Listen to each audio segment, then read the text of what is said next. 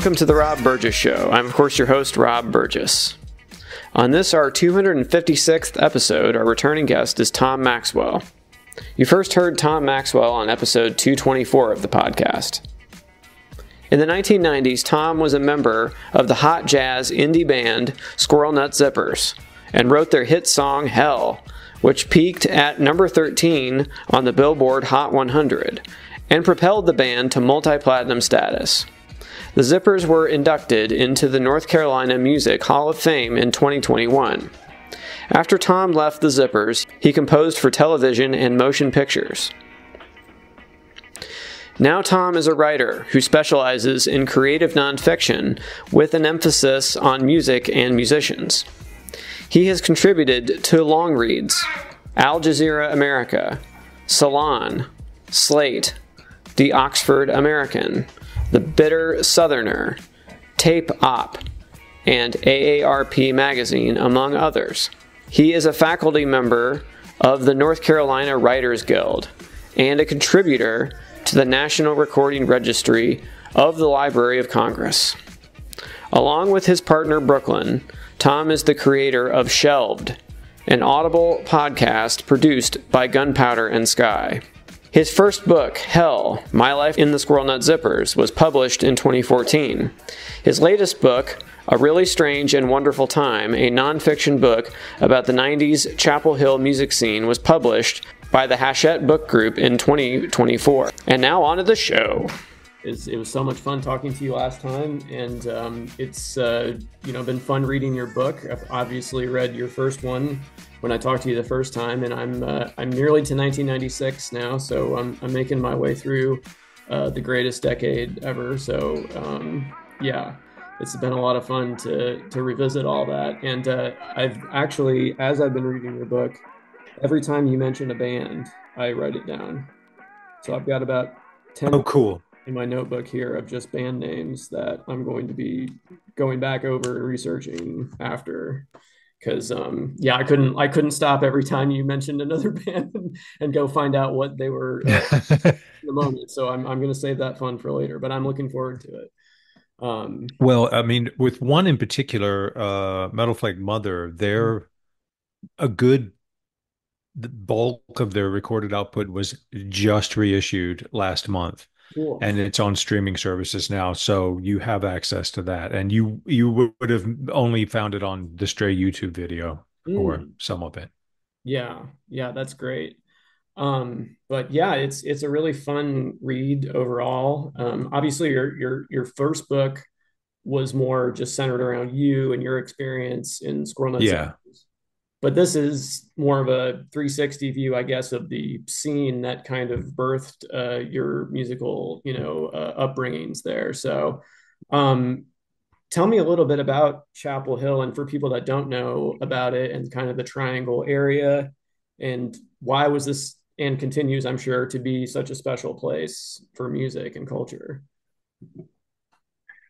Chapel Hill is a pretty small town of about 25,000 year-round inhabitants, but it's also, since the late 1700s, has been the home of the University of North Carolina at Chapel Hill, which was the first public university in the country.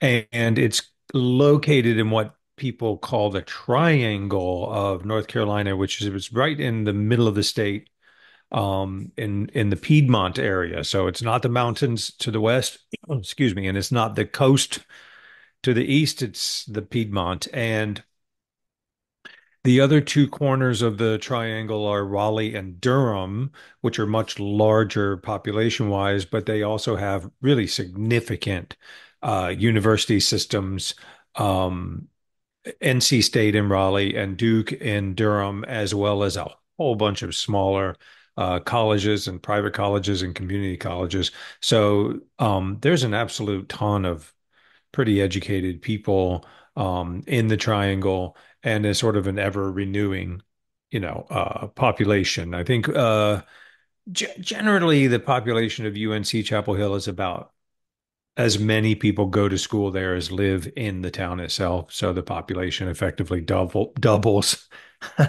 every fall. And I'm one of those people. I attended UNC and was drumming in bands before I graduated. As to what makes it special, um, as a question I've been asking myself for 30 years, or longer, really. Um, and I think I sort of, one, it is special. Two, I don't think it's unique. So, as I point out in the book, there are lots of other wonderful sort of identifiable uh, scenes that have happened around the world in different locations, geographic locations. And to me, there are a few sort of really quotidian things you need in order for one of these things to kind of take form. It needs to be affordable for artists. It needs to have a community of people who are supportive of artistic creation and expression, like original artistic creation and expression. It needs to be fairly limited in its size. If you think maybe like the Harlem Renaissance that happened in the 1920s and 30s, Harlem is not particularly big part of Manhattan. And there needs to be a free exchange of ideas and inspiration. You need platforms of expression. So in my case, as a young guy playing rock and roll, it was venues where we could perform, or it was college radio stations who would play our demos and stuff like that. And you need to be able to work and keep the lights on. So that's what I mean by affordable. And you need third places that are not, Mm. what the sociologist Ray Oldenburg calls third places that are not work or church. So those are, clubs where you can congregate with people who like to listen to music, or, coffee houses, or bookstores, places like that. They're very, very, very important for the free exchange of ideas. And Chapel Hill had all of those in spades. And something got lit, you know? Mhm. Definitely.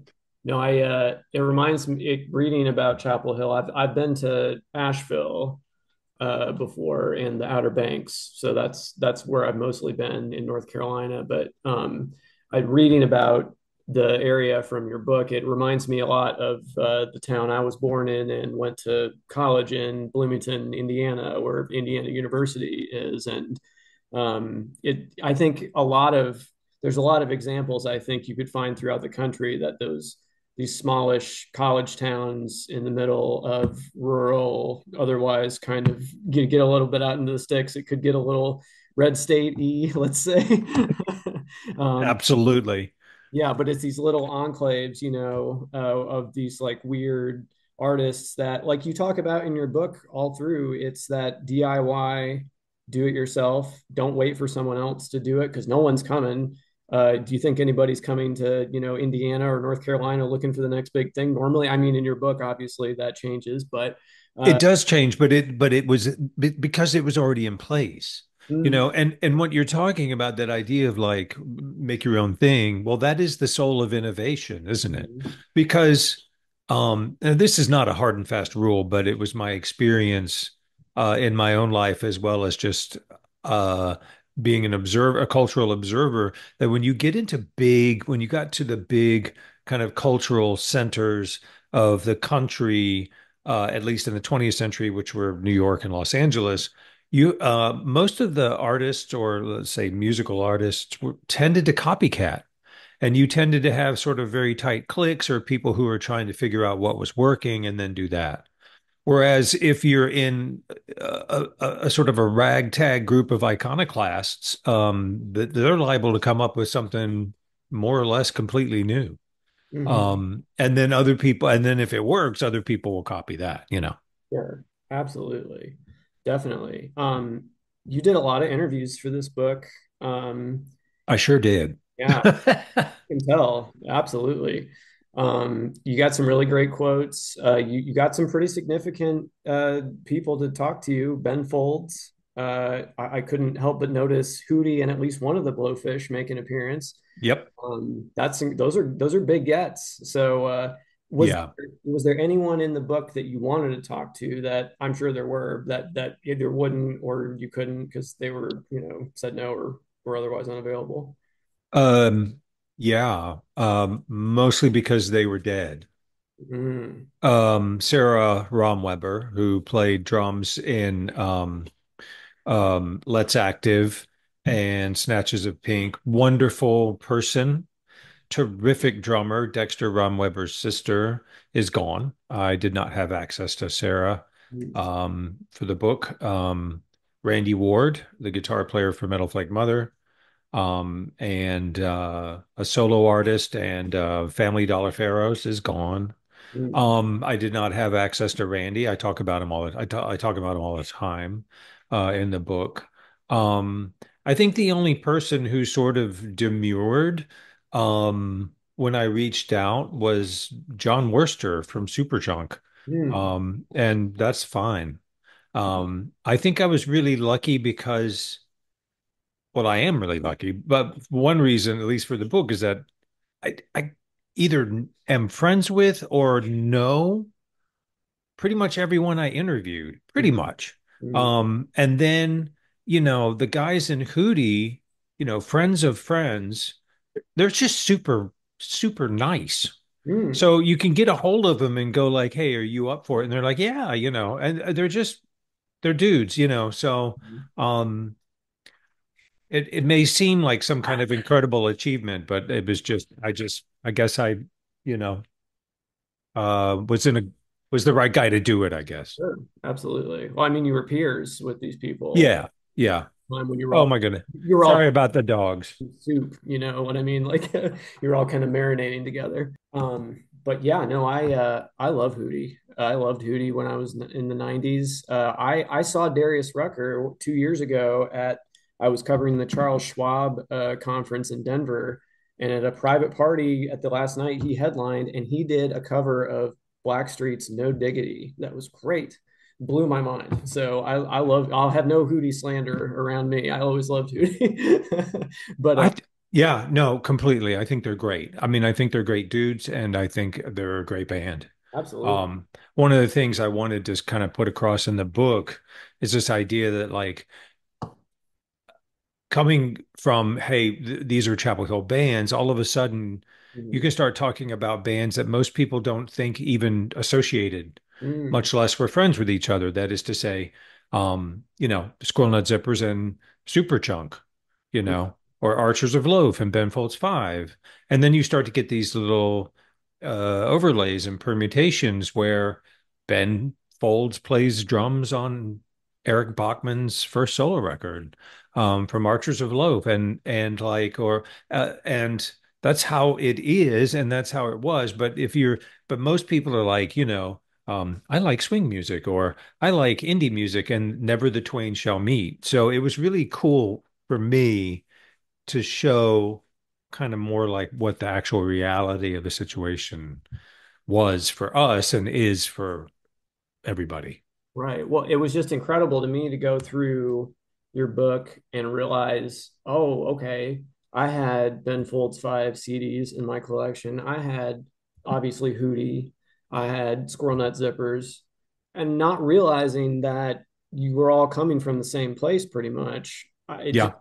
and that's why I always like people are like, what type of music do you listen to? It's like, I don't know. Does it sound good? Is it good music? I like good music. It doesn't Yeah. matter what kind of music it is to me. Like, so, and I think there's a lot of that from what I can tell in this Chapel Hill scene. It wasn't, uh, you just be yourself, do your own thing. Like, whatever it is, that do it. You know what I mean? And there's a point where you talk about the Chapel Hill sound, right? People trying to define it because after Nirvana, it's like, oh, is this the new Seattle? Where's the new Seattle? Is it Chapel Hill? What's your sound?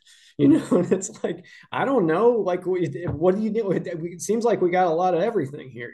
So, Yeah, I mean that it didn't take me a hell of a long time to realize that genre is about sales. mm, When you're talking about now, it's a shorthand as well. Um, if I say big band swing, then you can think about Glenn Miller and Count Basie and Ellington's 1940 band and blah blah blah. And that's all really cool. And they are more birds of a feather than, whatever, Corrosion of Conformity or, Black Sabbath. So I understand that it is a kind of a shorthand, but then it like starts working against your own interest really quickly. However, for people who make money off this stuff, that is to say, record labels and PR people or people who write about it and tend to be lazy and not really and sort of disinterested. And it's very difficult to write about music anyway. Um, it's easy to go like they're alt country or whatever. You ask the musicians though, I guess I was sort of famously down on the swing moniker. I really hated it. Too bad. But it's really just about how to categorize you in order to sort of sell you. It's about packaging, Mm. not about music. Mm. Right. Well, just as quickly as they can bring you in, if they label you, they can carry you right back out with that label too. That's exactly right, because the Who idea is wants to be that you, swept away with some wave? It's just like, hey, no, we're making no, music over here just because it's 18 months later or whatever. that's exactly right. I mean, if you've devoted so much of your life to it and getting good at it and the hard slog of it, the last thing you want is for someone to go like, "Yeah, cool. By the way, here's your sell by date. You're not gonna be relevant anymore, and we're gonna shuffle you off the stage to make room for the next thing." But that's how the culture works. Um, it's kind of the way it is. Some people try to write it and can, and some people can, and other people, whatever, um, Mhm. burn out. Right. Absolutely. Well, I haven't finished the book yet, but you kind of leave off as the 90s ends Yes.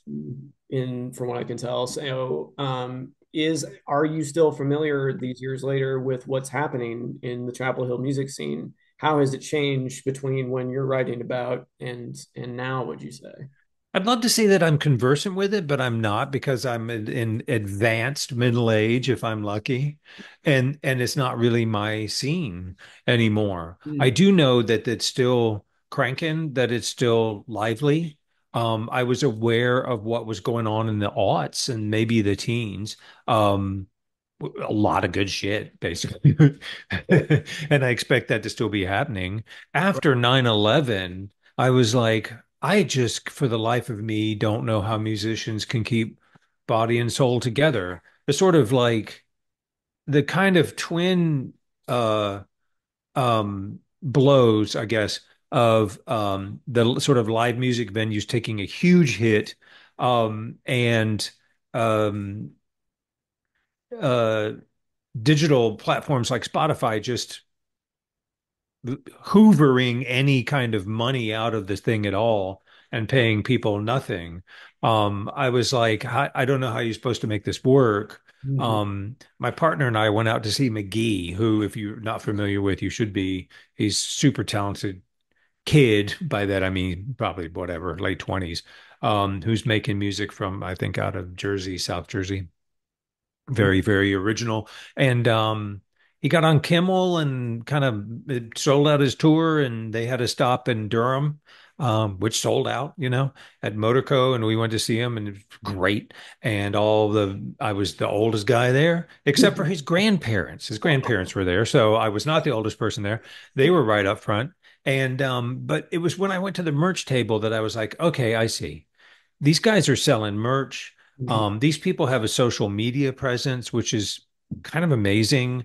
The people who want to find them often do. The algorithms will sort of turn you on. Most of the crowd knew the lyrics to his songs. This was his first national tour. Mm. Um, and so there's the kind of bottleneck that we were faced with about how to sort of get through the noise, um, is gone, right? Mhm. It doesn't exist anymore. Word of mouth still exists. Yeah. So in terms of specifically what's going on Chapel Hill, I don't know. In terms of generally what's going on with sort of young people music, I have a bit of a clue, and there's so much good stuff. As Mhm. there always is, right? There always is. There's crap and there's good stuff. You just have to look. Oh, 100%. definitely. But what are you working on next? What are you writing another book after this or? I actually am in process of finalizing a proposal, a book proposal for another book with my agent before we submit it to the publishing house. Hmm, And I've decided to put a band together and then make taking steps toward that and to sort of play the kind of like original sort of, I guess, rock music that I sporadically wrote and recorded, but never ever really toured or performed. Um, so that, it's been years. It's been, gosh, um, a, almost a decade since I've had a band.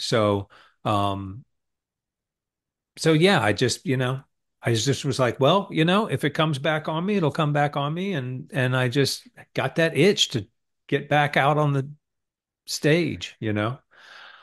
So yeah, I'm doing that and I'm just write about music. I just wrote a piece for a local magazine about the Big Star 50th anniversary of their record Radio City and the tour that's going out with their original drummer Jody Stevens and a lot of other really amazing people like REM's bass player Mike Mills and Wilco's clutch man Pat Sansone. I mean, I'm writing.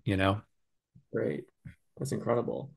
Um, but yeah, I noticed last time that you were working on a project called Shelved. Is that still happening? It is shelved. Actually, season one has gotten an air date. Thank Cool. God. So we got season one in the can. I did this with my partner. Gunpowder and Sky produced it. It's going to be out on Audible. It is going to air now. I don't know if they're going to crank sort of like push the whole season out at once or if they're going to spoon feed it. We haven't heard, but its air date is December 12th. Oh, wow. So December 12th is when Shelved the first season of Shelved will be available for streaming on the Audible platform. And these are deep dives. I don't know how much I talked about it before with you. We talked Uh, about it. You just said it wasn't ready yet. So it's ready. Yeah, it's coming. And these episodes are basically like hour-long deep dives into a shelved project. That is to say, an album that was either never released or released much later after it was recorded. And there are so many of these stories. It's incredible. that's a crime that there's so much good music out there that we've never heard. It is so true. People don't think that that's true, but it is true. That's in, And some of it is wasn't released for a good reason because it's kind of duff, and some of it is like it was too good. It was like it wasn't people weren't ready. And then when it did come out, people were actually prepared for it. Um, Amazing, and the stories. There's so many amazing stories about what happened or what sort of turn of events led to this thing. Like right. you know, staying in the vaults. It's I don't know. You can tell I love it. We have a master list that we keep of shelved projects, and I'd say it's probably climbing toward 300 now. Wow. That's Yeah. yeah, and it's somewhere, right? These are just sitting somewhere. I Hopefully, mean, some of it is inaccessible. It's not available. A lot of it is either in bootleg form or because it was finally issued in some form. And people don't know, like the Beatles' Let It Be record. They're the last record that was issued by the Beatles was a shelved record. It was mm, supposed to be called Get Back, and it was supposed to come out after the White Album, and it all went to shit. And they literally walked away from it for a year or two. hmm And what was released was quite different from what was envisioned. So it's not something they talk about a lot. But it was a shelved record, and there's lots more besides. wow, that's incredible. That kind of reminds me of I forget what percentage of the silent films are no longer just that we Oh, can't that's find. heartbreaking. Isn't that terrible? And it's like we focus Yeah. on the most flammable, deterioratable substance known to man, and like Yep. percent of them are gone. And it's like, wow, like decades of film, like we'll never get it back. That's And or people just threw them away. They Oh, just threw them away, and they didn't, no one was like, we should archive this until many, many years later. I read it, sometimes I'll read about it where it's like, well, this was lost. And I'm like, oh, wait, so that's no one has a so copy? sad. No one?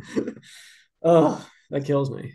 Yeah, Yeah, you can't think about it too much. I mean, on the macro level, all things arise and pass away, right?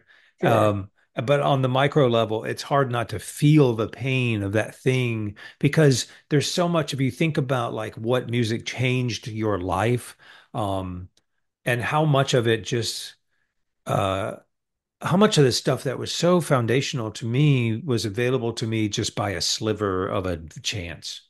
Right. Um, I think about all the recordings that were made for Paramount Records in the 20s, and then Paramount went out of business because they really didn't care. They made records to sell their record players. They were a furniture company or whatever.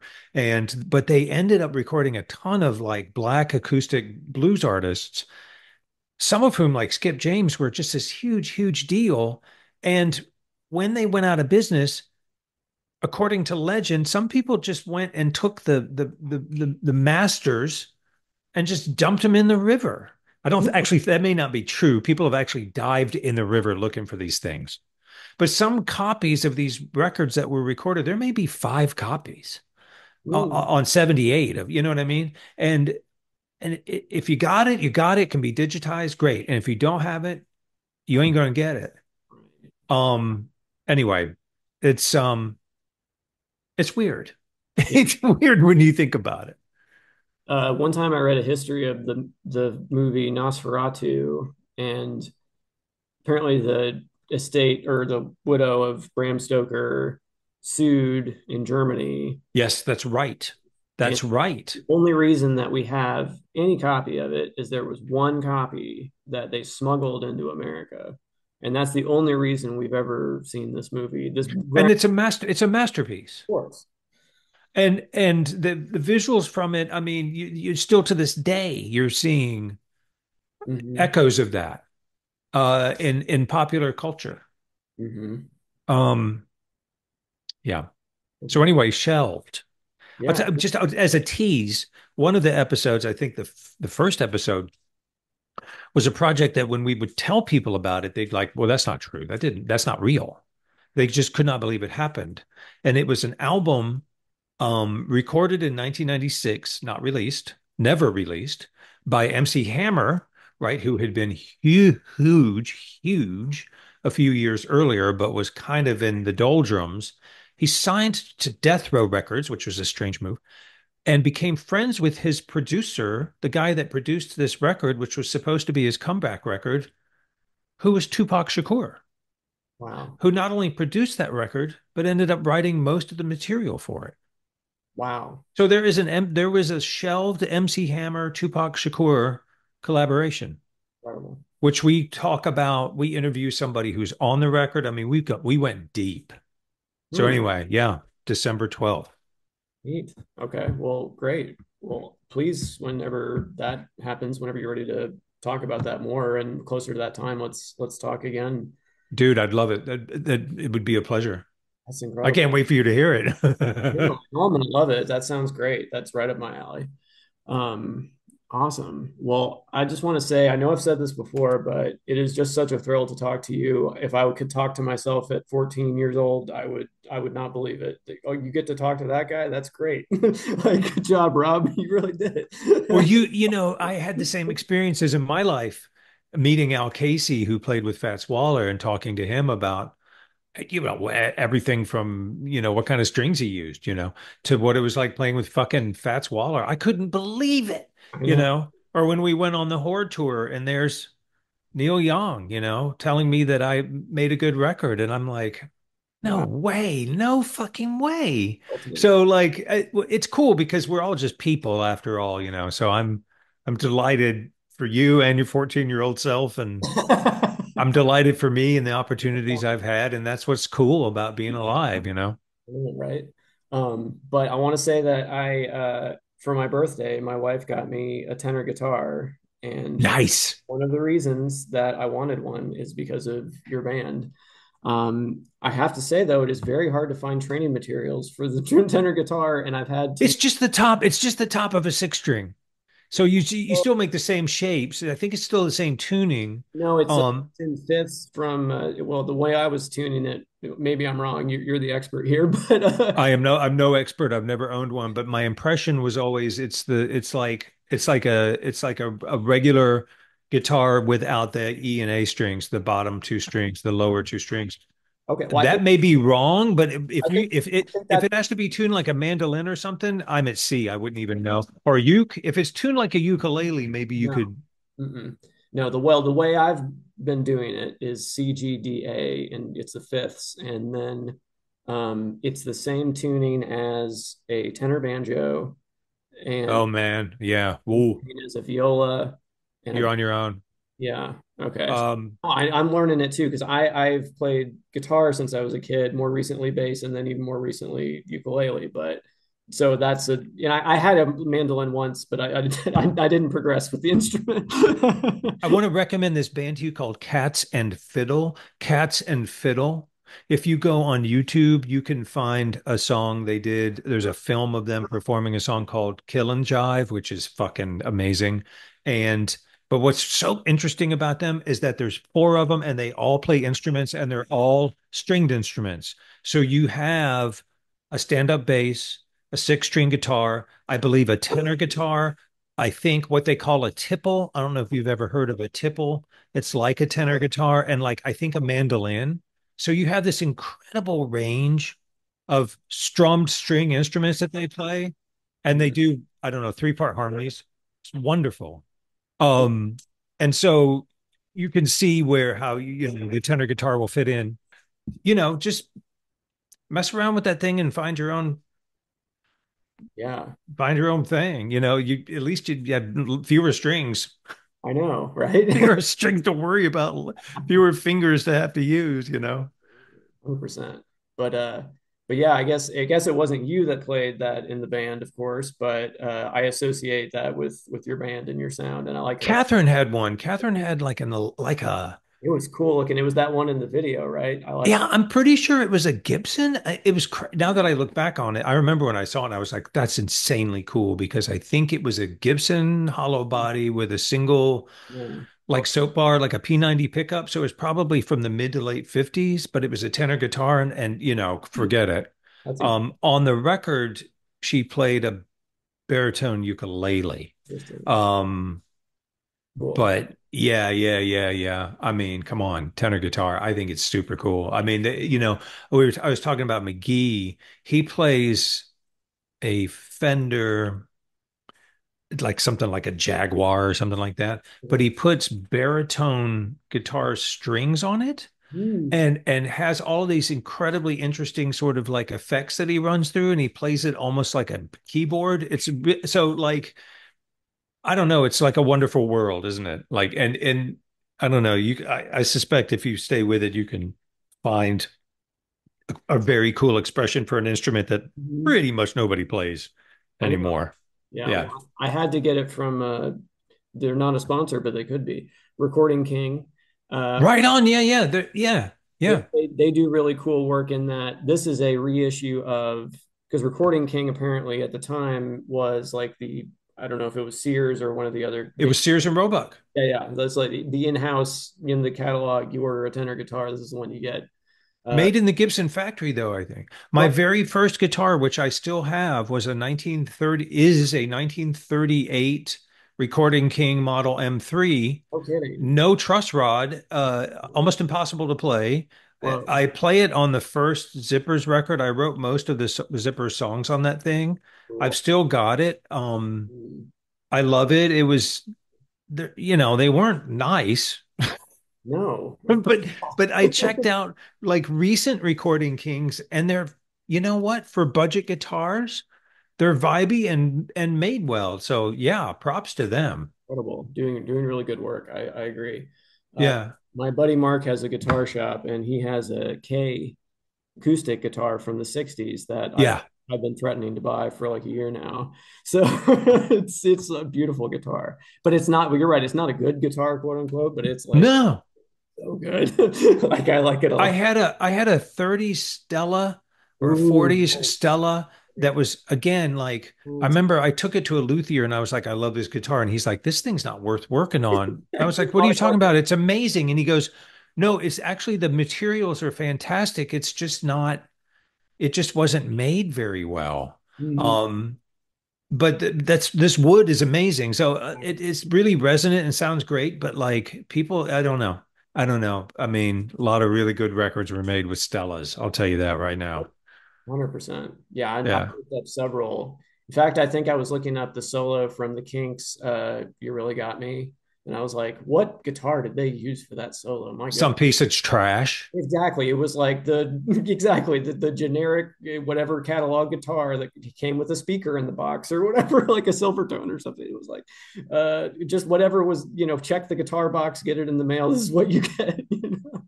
Yeah, there's no shame in that at all. And in fact, some of the really funkiest, like for a long time, Chris Phillips played a snare drum that he found by a dumpster, some no-name snare that just had, like, you can go into a music store and you can play really expensive name brand things that I don't know, they just don't sound right. And then you can find some honking piece of crap that for whatever reason has got the vibe, it's got the sound.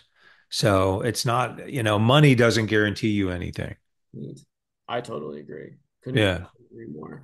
Well, thank you again for coming back, and please let's talk again in a couple months when Shelf comes out and as soon Let's do it. Let's do it. I'll give you a holler, and I'll probably will not be able to resist and slide you a super secret. I can under Uh, embargo. I know all about that. It's okay. yeah, yeah. So yeah, I'll send one to you. Uh, yeah. Great. Glad to do it, and great to talk to you again, and we'll do it again before the year's out. Yeah, yeah.